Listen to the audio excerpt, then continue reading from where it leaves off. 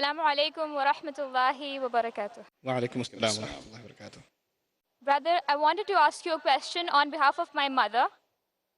My mother is an Islamic teacher in her school, and there's a collection going on for festivals like Easter, Vishu, etc. And soon there will be collection for many other festivals celebrated by non-Muslims. Will it account to shirk if my mom contributes? And my mom fears that if she contributes, it will become a big issue. So how can she peacefully coexist in this situation as well as maintain her iman? Thank you for your question. It's a fantastic question. I want to share a couple of emotions with you before this answer because they're related. I came into discovering my religion in America. And my experience of learning Islam and being in the company of Muslims is entirely, for the most part, American. And when I travel to the Muslim world, I feel a love and a connection to the Ummah like I've never felt before in my entire life. I really do. And the question you're asking is a question that we deal with in America all the time. You know, we have Muslims working in hospitals, we have Muslims working in public schools, we have Muslims working in, non-Muslim organizations, and they have non-Muslim celebrations. We have people that are accountants that are invited to the Christmas party, We have people the people are working as programmers, and all the guys are gonna go grab a beer after work, and if you don't go with them, it seems rude. So we deal with this situation all the time. And here's my response to this situation. The world over needs to understand and respect what I consider and what our deen gives us, religious freedom. There is such a thing as religious freedom. And it needs to be respected of non-Muslims, and we should respect it of the Muslims as well. In other words, you should be able to articulate in a respectful fashion that as far as your religious convictions are concerned, these holidays and these celebrations contradict with your religious view. And even if other Muslims, unfortunately, are part of those celebrations, you cannot seem to reconcile in good conscience your faith and these practices, so you would kindly like to be excused from taking part in this sort of thing. And you have to be, I tell you, rizq comes from Allah. And if you're afraid of losing your job, it's a reasonable fear. But I, at the same time, tell you, people who stand up for their beliefs sincerely for the sake of Allah, Allah will provide them rizq, Allah will provide them provision, and He will keep them in a safe provision. Because our rizq, at the end of the day, your paycheck does not come from your school, your paycheck comes from Allah subhanahu wa ta'ala. وَمَنْ يَتَّقِ اللَّهِ يَجْعَلْ لَهُ مَخْرَجًا. There's two ways of doing this. One way, my sister, is you go to the school and say, Easter is haram. I will not raise I will raise funds against Easter. We will do a Wester or something, or whatever. You could do that. Or you could, write a letter, an intelligent letter. You can go to your supervisor, you can express your concern, you could talk intelligently about it and say, and when people invite you to it, you can say, you know what, I don't participate in it. I have my reasons. If you'd like to know them, I can share them with you. But otherwise, please respect the fact that I would not like to participate. Just like this, if there were Christians in the school or Hindus in the school, and there was a collection being made for donations to the masjid, and they were being asked, they shouldn't be asked anyway, but if they were being asked, they should have a right to say, look, this is not what we do, sorry. And we shouldn't be angry at them to not want to support the Eid party or something, So it goes both ways, and this is part of peaceful coexistence. So that part of that, it means you have to stand up for what you believe, but you stand up for it intelligently, not emotionally. You find an intelligent, formal, respectful way of standing up for your convictions, and inshallah ta'ala, my hopes are reasonable people will listen to that and respect it as well.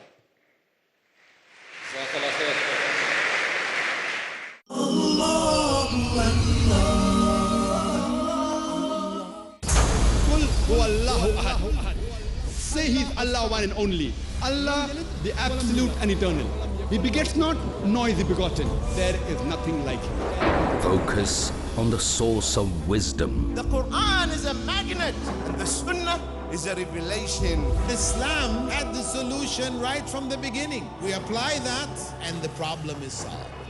Focus on the solution for our world. There is no man on the face of earth. His life was narrated to us like Muhammad sallallahu alaihi wasallam. Poor, rich, white, black, Arab, non-Arab, everybody say the same word. Obey Allah, obey the messenger. Focus on the Akhirah. Tawbah is mandatory upon each and every Muslim. Success for the Muslim is having the correct belief in Allah subhanahu wa ta'ala. Allah has power over all things.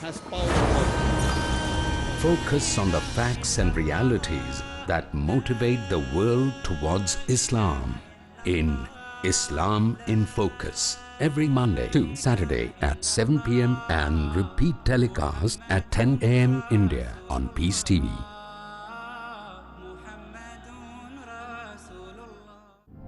Where truth is hidden, misleading quotations create confusion. Where truth is hidden, lack of knowledge and wisdom cause upheaval and commotion. Where truth is hidden, manipulated scriptures and twisted facts emerge. This very hidden truth creates false propaganda, mayhem, chaos, disorder, and turmoil in our lives and the world order. But is there anyone with courage and wisdom? What is the truth, and who has the courage to expose it?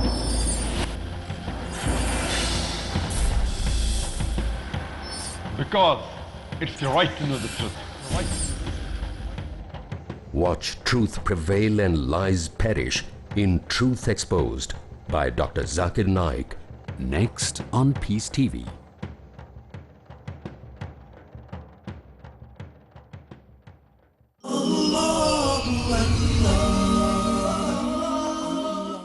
Abdullah Quilliam opened his masjid in Liverpool in 1889 in Victorian Britain on Christmas Day, and he fed 1,000 children from the streets. SubhanAllah. SubhanAllah. That's the difference. Yeah, yeah. Okay, let's take the next question from the brothers at the Destination 1. Assalamu alaikum wa rahmatullahi wa barakatuh. Wa alaikum assalam wa rahmatullahi. I am Abu Alia Sajjad Ahmad. I'm an engineer. My question, brother. Iman has different levels. That's correct. Is Iman related to peace? Does peace have different levels? Can I attain peace without Iman or vice versa? Can a person having low Iman attain peace? Great question. It's actually a beautiful question. And Allah Azza wa Jal describes in the ayah that I recited before you, الْفَرِيقَيْنِ أَحَقُّ بِالْأَمْنِ إِن كُنْتُمْ تَعْلَمُونَ الَّذِينَ آمَنُوا وَلَمْ يَلْبَسُوا إِيمَانَهُمْ بِظُلْمٍ. Right? It's a beautiful answer. Allah Azza wa Jal is saying, which of the two sides deserves peace more? In other words, there is such a thing as people finding peace once in a while in other than Islam. But who deserves consistent, constant, lifelong peace? These are people who truly came to believe and did not violate the rights of their faith by doing bad things, by doing the wrong thing. Now I tell you, Buddhists can tell you that they sit, and some of them can sit for like 4 hours in meditation in one position and not move. And you look at them, man, this guy is really peaceful. He's really like, he's calmed down and he finds a lot of peace in it. And people do yoga and find peace in that too, right? And people sit in a sauna and find peace. Some people listen to classical music and they find peace. So if you want to talk about somebody finding peace, they say, I find peace in different things. Somebody likes to sit at the beach and just look at the ocean waves and they find peace. But that is just the calmness of emotions temporarily. What we're talking about when we say peace is actually, number one, ضد الخوف. It's the opposite of fear. Your concerns, your grievances, your negative emotions aren't just taken away for a little while. You have a constant source of putting those things in perspective. For a lot of practices of peace, you know what people do? They like to forget their reality. This is very important to know. And other than faith, other than Allah, people like to forget their reality. So a lot of people find peace when they get drunk. You know why? Because when they're drunk, they can't think, so they forget about their problems.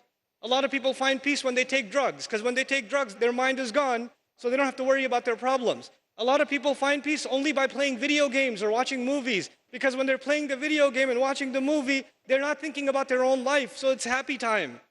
So as soon as it ends, they're like, oh, I don't want to face reality again, put the next movie on. And then put the next one on, and put this video game on. And they keep, cycling these things because their own reality they can't face. The difference with us is our faith, Iman. If you really have it, you don't have to run from reality. You can face reality and still be at peace.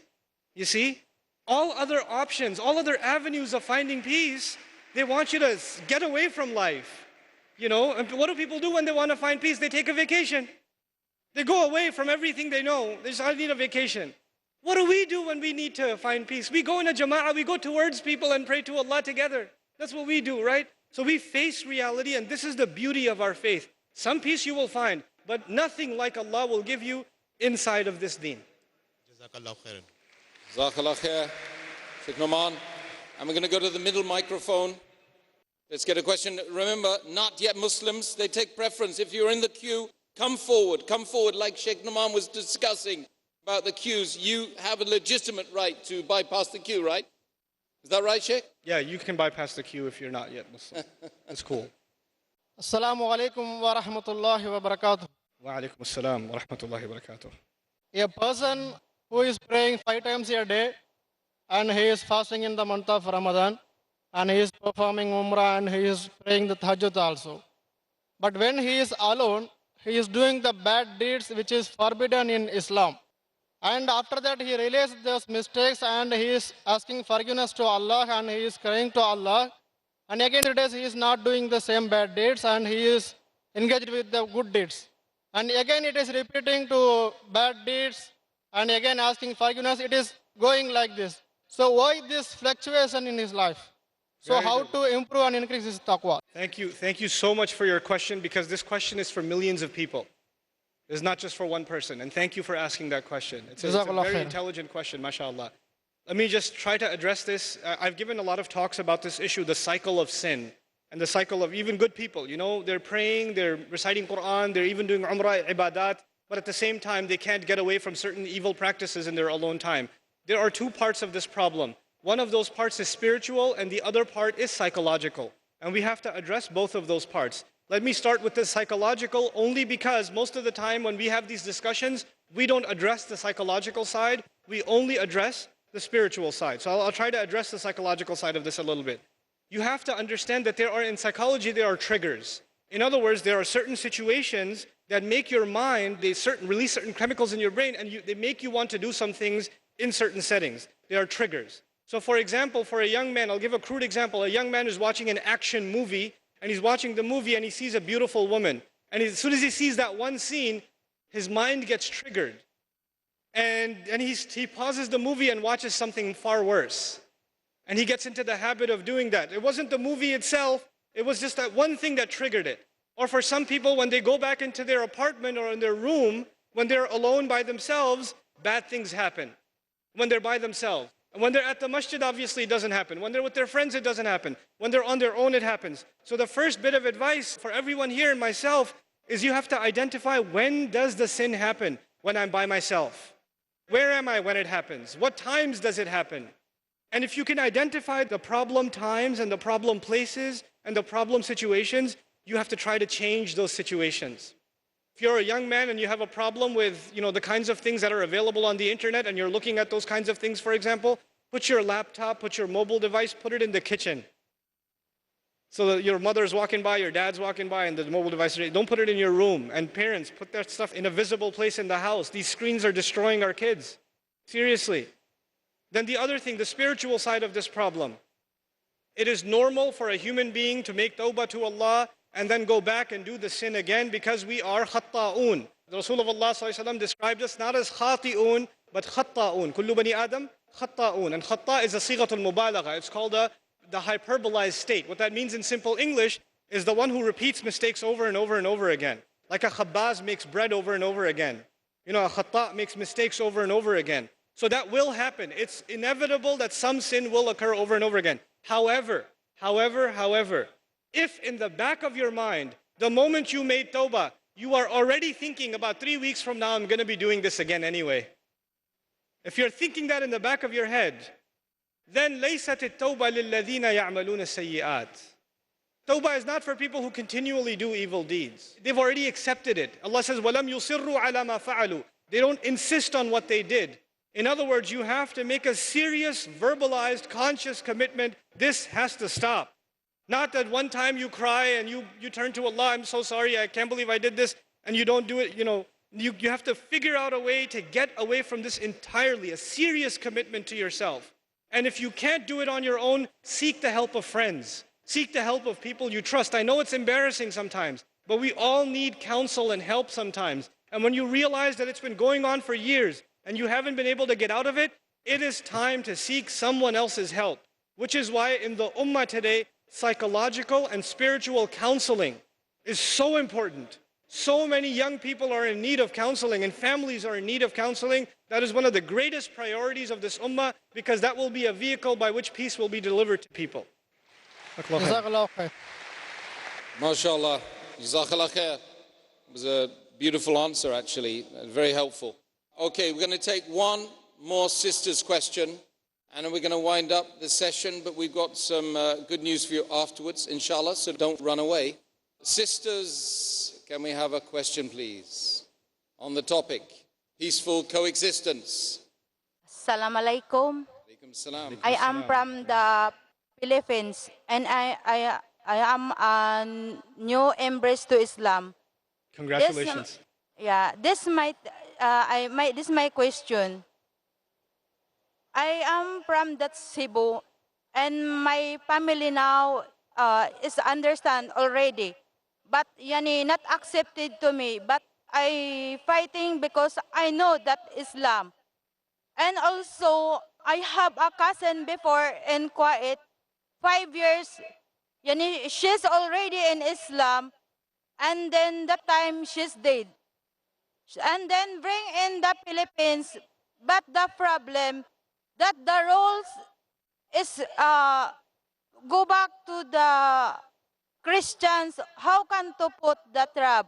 Because I read the Quran now, different, and then make this one is